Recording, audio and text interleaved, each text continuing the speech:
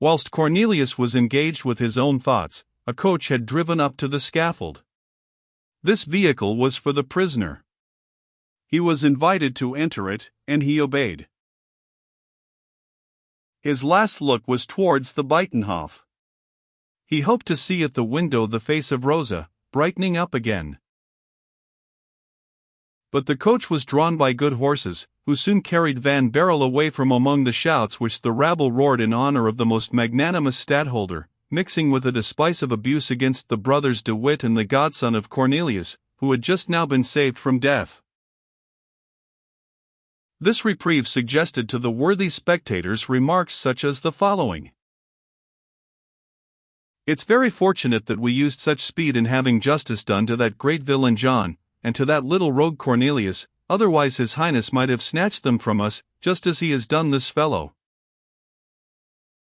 Among all the spectators whom Van Baerle's execution had attracted to the Buitenhof, and whom the sudden turn of affairs had disagreeably surprised, undoubtedly the one most disappointed was a certain respectably dressed burgher, who from early morning had made such a good use of his feet and elbows that he at last was separated from the scaffold only by the file of soldiers which surrounded it. Many had shown themselves eager to see the perfidious blood of the guilty Cornelius flow, but not one had shown such a keen anxiety as the individual just alluded to.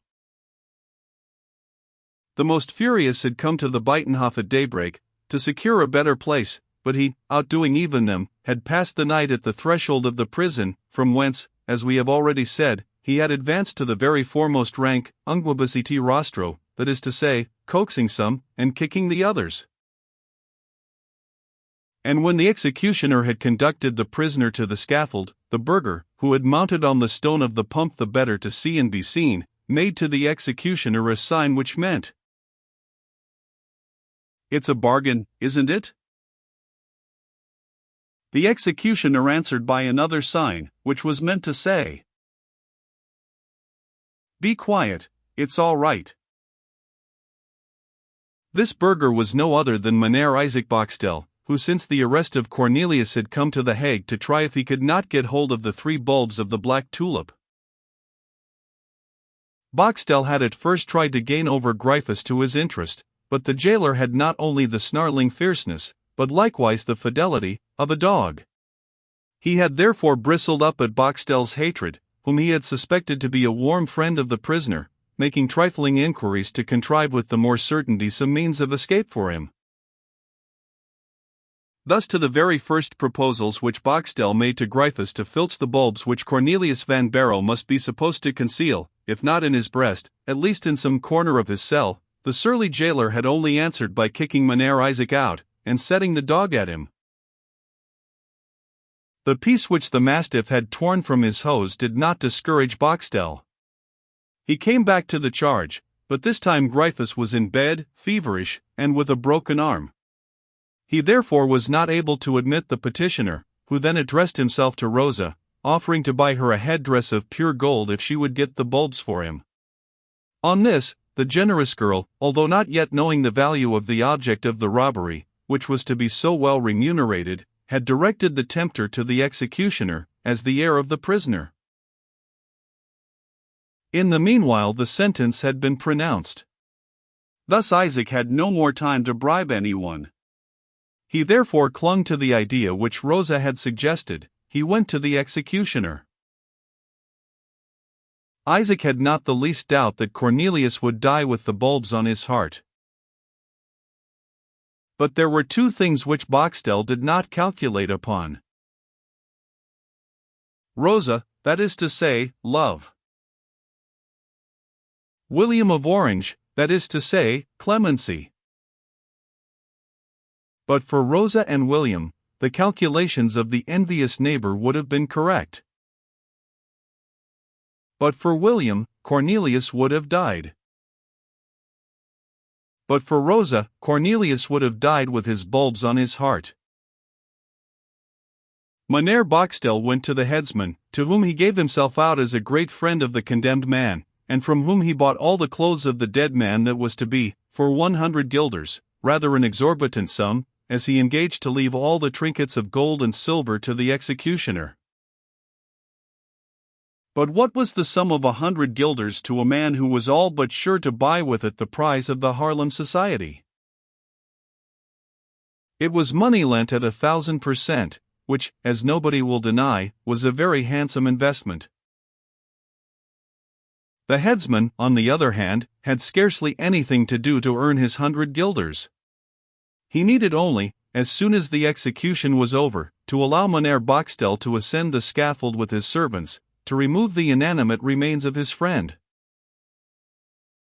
The thing was, moreover, quite customary among the faithful brethren, when one of their masters died a public death in the yard of the Buitenhof. A fanatic like Cornelius might very easily have found another fanatic who would give 100 guilders for his remains.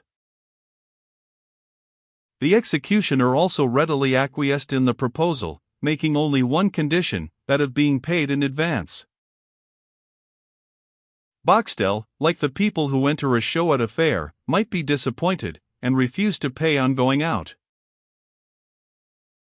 Boxtel paid in advance, and waited. After this, the reader may imagine how excited Boxtel was, with what anxiety he watched the guards, the recorder, and the executioner, and with what intense interest he surveyed the movements of Van Barrel. How would he place himself on the block? How would he fall? And would he not, in falling, crush those inestimable bulbs? Had not he at least taken care to enclose them in a golden box, as gold is the hardest of all metals? Every trifling delay irritated him. Why did that stupid executioner thus lose time in brandishing his sword over the head of Cornelius, instead of cutting that head off? But when he saw the recorder take the hand of the condemned, and raise him, whilst drawing forth the parchment from his pocket, when he heard the pardon of the stadtholder publicly read out, then Boxtel was no more like a human being. The rage and malice of the tiger, of the hyena, and of the serpent glistened in his eyes, and vented itself in his yell and his movements.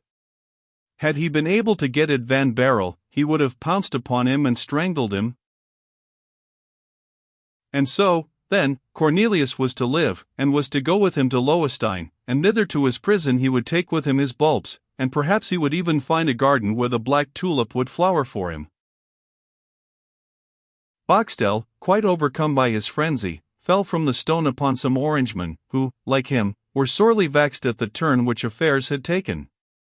They, mistaking the frantic cries of Mynheer Isaac for demonstrations of joy, began to belabor him with kicks and cuffs, such as could not have been administered in better style by any prizefighter on the other side of the channel. Blows were, however, nothing to him.